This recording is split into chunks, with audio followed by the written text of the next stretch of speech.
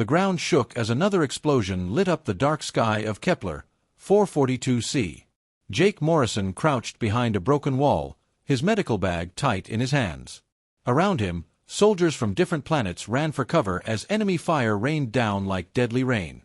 Jake was not like the other soldiers. He was human, and humans were new to this war. Most aliens thought humans were weak and small. They had better weapons, stronger bodies, and faster ships. But Jake did not care what they thought. He was here to save lives, not to prove anything. The battle had been going on for hours. The Void Reapers, evil aliens who wanted to destroy everything, had built a fortress on this moon. All the good aliens had joined together to stop them. There were the tall, proud Zephyrians who loved to fight. There were the smart Meridians with their fancy machines. There were the Ethereals who could read minds. And there were humans like Jake. "Medic! We need help over here!" someone shouted. Jake ran toward the voice, keeping his head low. Laser beams flew over his head, burning the air. He found a Meridian soldier with a hurt leg behind some metal blocks. "You will be okay," Jake told the alien as he worked on the wound. The Meridian had blue skin and 3 eyes. His blood was purple, but Jake knew how to help him. Jake had studied alien medicine for months before coming to fight. As Jake finished helping the Meridian, a terrible sound filled the air. It was the sound of a Reaper plasma cannon charging up. Everyone knew that sound. It meant something very bad was about to happen. "Everyone get down!" yelled Captain Lisa Rodriguez, Jake's commanding officer. The plasma blast was huge and bright. It hit the ground near a group of Zephyrian warriors who were fighting near some old machines. The explosion threw dirt and metal everywhere. When the light faded, Jake saw something that made his heart stop. War Captain Thane Coltheris lay under a pile of twisted metal. Thane was famous throughout the galaxy. He was 8 feet tall with gray skin and muscles like steel cables. He had won battles that other aliens said were impossible to win. Every soldier knew his name. But now Thane was not moving. Jake ran toward him, not caring about the danger. Other Zephyrian soldiers were already there, but they were backing away. Jake could not understand why. "Help me move this metal," Jake shouted to them. The Zephyrians looked at each other with sad faces. Their leader, Commander Veltar, shook his big head. "It is too late, human," Veltar said in his deep voice. "Our war captain is finished." "What do you mean finished? He might just be hurt badly. We can save him." Jake started pulling at the heavy metal pieces. They were hot from the explosion and burned his hands, but he did not stop. Finally, he got enough metal moved to see Thane clearly. Thane's eyes were open, but he was not moving anything below his neck. His breathing was shallow and quick. Jake had seen this before in human hospitals. Spinal cord damage. Very serious, but not always deadly. "Can you hear me?" Jake asked, kneeling next to the fallen warrior. Thane's eyes moved to look at Jake. His voice came out as a whisper. "I cannot feel my body." Jake checked Thane's pulse and looked at his pupils. Then he ran his hands along Thane's spine, feeling for the damage. What he found was not good, but it was not hopeless either. "The metal hit your spine," Jake explained. "You cannot move your arms or legs right now. But you are alive, and that is what matters." Thane closed his eyes. "Leave me, human. I am no longer a warrior. I am nothing. That is crazy talk. You are hurt, not dead." Jake looked around for help, but the other Zephyrians were walking away. Even Commander Veltar was leaving. "Hey, where are you going? We need to get him to the medical station." Veltar stopped and turned around. His face was hard like stone. A Zephyrian warrior who cannot fight has no honor. It is better for him to die here than live in shame. "But he is your friend. Your captain. He was our captain. Now he is broken. This is our way."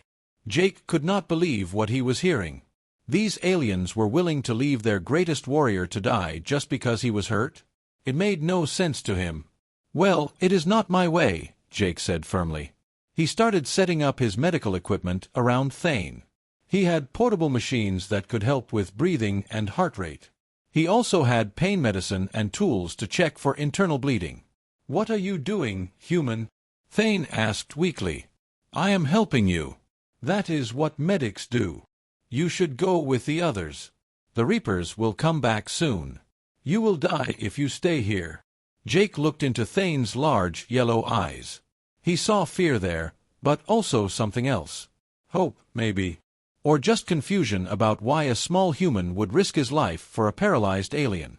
"My job is to save lives," Jake said as he connected a breathing tube to help Thane get more oxygen. "I do not care if you are human or alien or anything else. You are alive, and I am going to keep you that way."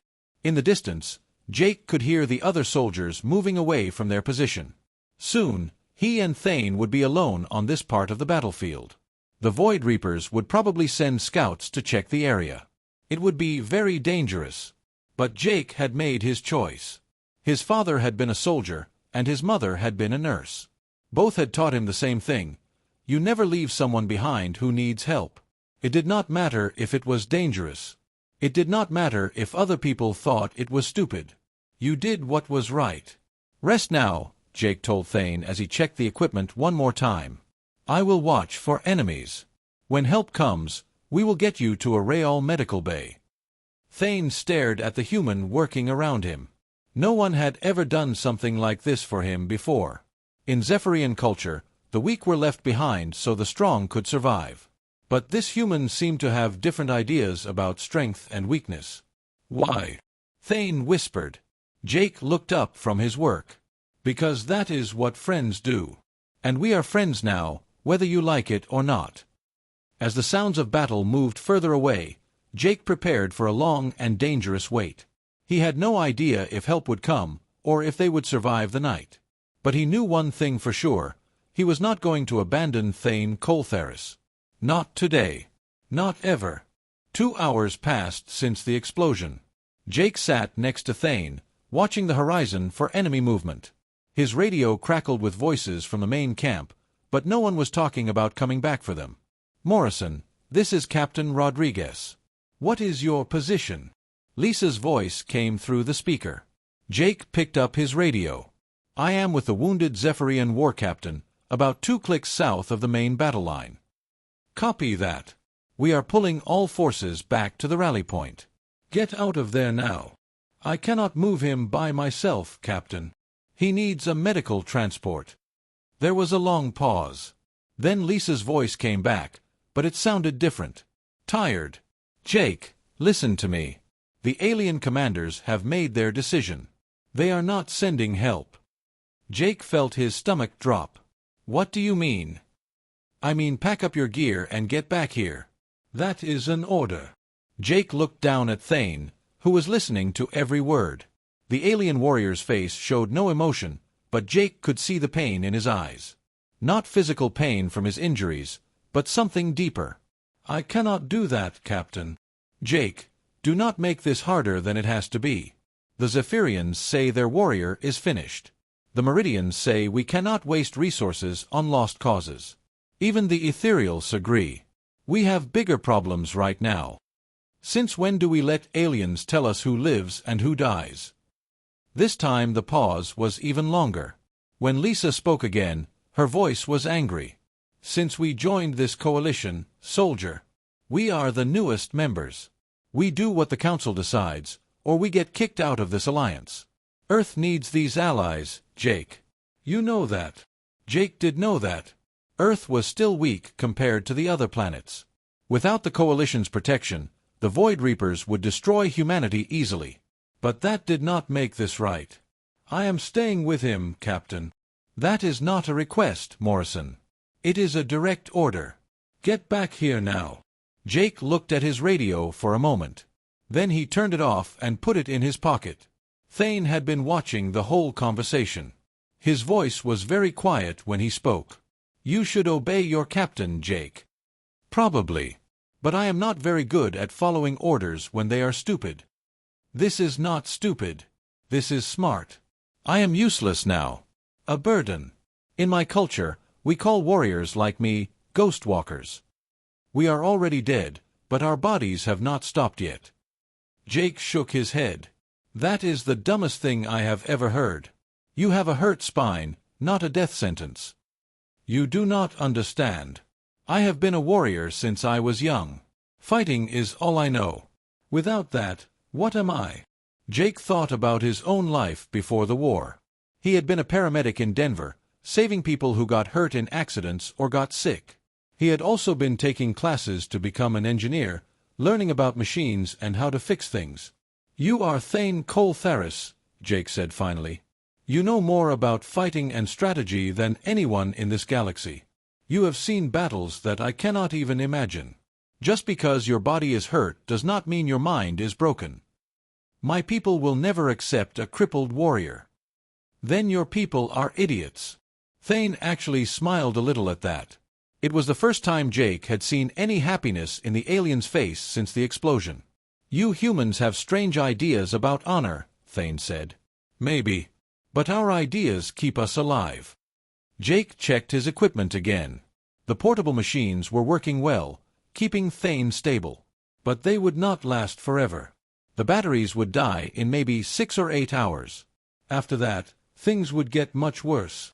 In the distance, Jake could see lights moving away from their position. The coalition forces were really leaving. Soon, this area would be crawling with Void Reapers looking for survivors to kill. Jake started looking around the ruins for anything useful. There were broken weapons, pieces of metal, and some damaged alien equipment. Most of it was useless, but some parts might still work. What are you doing? Thane asked. Getting ready to fight. If we are going to be stuck here, we might as well make it interesting for anyone who comes looking for us. Jake found a working laser rifle that had belonged to a Meridian soldier. He also found some explosive charges that had not gone off during the battle. With these, he could set up some basic defenses around their position. You cannot fight a whole Reaper squad by yourself, Thane said. Watch me. Jake worked for the next hour, setting up traps and barriers. He used broken metal to make walls that would protect them from some angles. He placed the explosive charges where enemies would most likely approach. He even found a way to rig the laser rifle so it would fire automatically when something moved in front of it. Thane watched all of this with growing amazement. Humans were supposed to be the weak species, the ones who needed protection from everyone else. But this human was preparing to fight impossible odds, and he was doing it to protect someone from another planet. Why are you doing this? Thane asked again.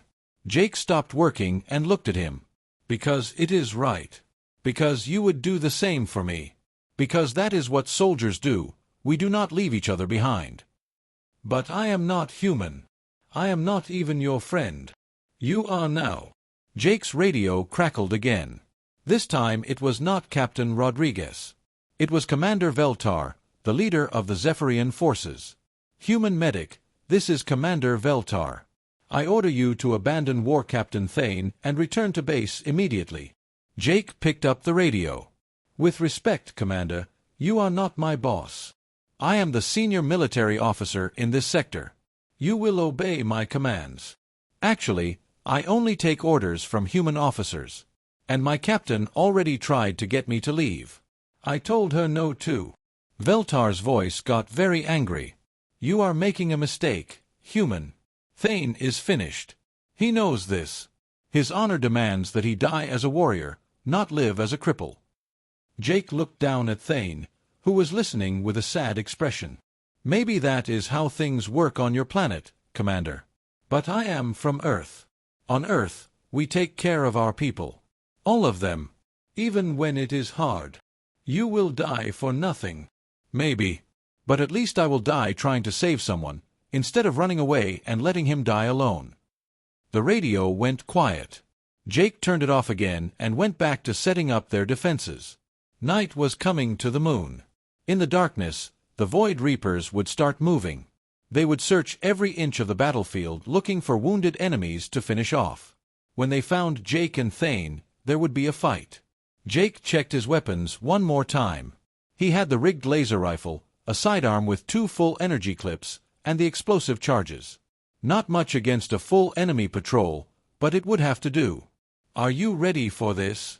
Jake asked Thane.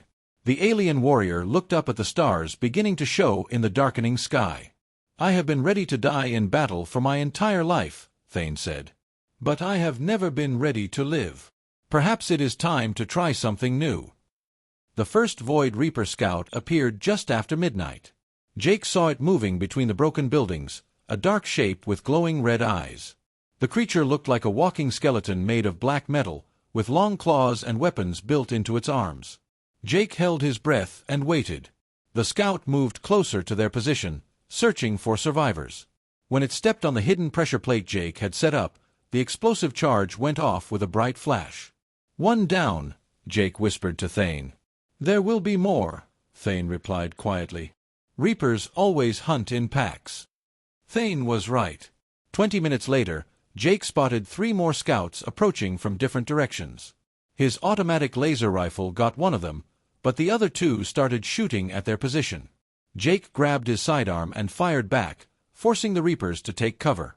But he knew this was just the beginning. Soon, a full patrol would come to investigate all the noise. "Jake," Thane said during a break in the shooting, "I have been thinking about what you said earlier. About my mind not being broken." "Yeah. What about it?" "I know things about Reaper tactics, battle strategies, weak points in their armor and equipment. Maybe that knowledge could still be useful, even if I cannot fight anymore." Jake smiled as he reloaded his weapon. "Now you are talking. The scouts will report back to their patrol leader soon. When the main group comes, they will approach from the north. That is the easiest path through the ruins." "How do you know?" "I have fought Reapers for 10 years. They are smart, but they always follow the same patterns." Jake looked north and saw what Thane meant. There was a clear path through the broken buildings that would let a large group move quickly toward their position. "Can we use that against them?" "Yes. If you move the remaining explosive charges to that pathway, you can trap the entire patrol." Jake started moving the bombs while Thane continued giving him tactical advice. Even though the alien warrior could not move his body, his mind was as sharp as ever. He knew exactly where to place each trap for maximum effect. As Jake worked, he started thinking about something else. Back on Earth, he had seen people with spinal injuries learn to walk again using special machines that helped their nerves work. The technology was not perfect, but it gave people hope. "Thane, tell me about Zephyrian biology. How do your nerves work?" "Why do you ask?" "Just curious. Are they similar to human nerves?" Thane described his species' nervous system while Jake finished setting up the new traps. The aliens' nerves were different from human nerves, but not completely different. They carried electrical signals just like human nerves did. Jake looked around at all the broken alien equipment scattered around the battlefield. There were pieces from Meridian computers, ethereal mind-reading devices, and Zephyrian weapon systems. Most of it was damaged, but some parts might still work. "What are you thinking about?" Thane asked, noticing Jake's distracted expression. "Crazy ideas, probably. Tell me more about how Meridian neural interfaces work." "They use quantum processors to connect directly to brain patterns." "But why does this matter now?" Jake did not answer right away. He was remembering his engineering classes, thinking about circuits and electrical connections. On Earth, doctors had learned to bypass damaged nerves using small computers that could translate brain signals into muscle movements. "Thane, if I could find a way to connect your brain to your body again, would you try it?" "What do you mean?" "I mean using these broken machines to build something that could help you move. It would be dangerous, and it might not work at all." Thane was quiet for a long moment. "You would try to fix me? Like a broken machine. Not fix you. Help you. There is a difference." Before Thane could answer, Jake's motion sensors started beeping. A large group was approaching from the north, just as Thane had predicted. "How many?" Thane asked. Jake checked his scanner. 8 Reapers. Maybe 9. Too many to fight directly. Good thing we set up those traps. The Reaper patrol moved into the kill zone Jake had prepared. When the first one stepped on a pressure plate, all the explosive charges went off at once. The blast lit up the night and shook the ground. When the smoke cleared, 5 Reapers were down. But 3 were still moving, and they were very angry. Jake started shooting with his laser rifle while the surviving Reapers took cover and fired back. The energy beams burned the air around his head, but Jake kept moving and shooting. "Left side," Thane shouted. "One is trying to flank you." Jake spun around and saw a Reaper creeping around a pile of rubble. He put 3 shots into its chest, and it fell backward with sparks flying from its damaged systems. The last 2 Reapers charged their position directly. Jake got one of them, but his weapon ran out of power just as the final Reaper reached their defensive wall. The creature leaped over the barrier with its claws extended, ready to kill them both. Jake rolled to the side, but he was too slow. The Reaper's claws slashed across his shoulder, cutting deep. Jake cried out in pain and dropped his empty rifle. The Reaper turned toward Thane, who was completely helpless on the ground. But Jake was not finished yet. He grabbed a piece of sharp metal from the ground and drove it into the Reaper's back, right between its armor plates. The creature screamed and spun around, hitting Jake with a backhand that sent him flying. Jake hit the ground hard and felt something crack in his ribs. But the metal piece had done its job. The Reaper was leaking oil and sparks, its systems failing. It took 2 more steps and then collapsed. "Are you okay?" Thane asked. Jake sat up slowly, holding his injured shoulder. "I have been better. But we are alive. For now. More will come soon." Jake nodded and started gathering working parts from the destroyed Reapers. Their technology was different from Coalition equipment, but some basic components were the same. "Jake, what are you doing now?" "Building something. Remember what I said about connecting your brain to your body?" Jake worked through the pain in his shoulder, pulling useful pieces from the wreckage. He found Meridian quantum chips that were still working, ethereal psionic amplifiers, and power cells from the Reaper bodies. "This is insane," Thane said, watching Jake work with alien technology he barely understood. "Probably. But I learned something from my engineering teachers. Sometimes the best solutions come from mixing different technologies in ways no one has tried before." Jake started connecting circuits and processors, following half-remembered lessons from his college classes. He had no idea if this would work, but he had to try. The next Reaper patrol would be bigger and more prepared. "Even if this works," Thane said, "I will not be the warrior I was before." "So what?" "You will be something new. Something better, maybe." Jake finished the basic connections and looked at his improvised neural interface device. It looked like a mess of wires and alien components, but the power indicators were glowing green. "Are you ready to try this?" Thane looked at the device, then at Jake's determined face. This human had already done more for him than his own people had ever done. Maybe it was time to trust him completely. "Do it," Thane said. Jake carefully attached the neural interface to Thane's spine, right at the point where the damage had occurred. The device hummed to life, and diagnostic lights started blinking. For a moment, nothing happened. Then Thane's eyes went wide. "I can feel my fingers," he whispered. Slowly, carefully, Thane moved his right hand. Then his left. The movements were clumsy and weak, but they were real. "It works," Jake said, hardly believing it himself. Thane managed to sit up with Jake's help. His legs were still not working well, but his arms were functioning. More importantly, he could hold a weapon again. "Thank you," Thane said, his voice full of emotion. "I thought I would never fight again." "We are not done yet," Jake said, checking his scanners again. "More enemies are coming. But now we have a chance." For the first time since the explosion, Thane smiled like a warrior. "Then let us give them a fight they will never forget."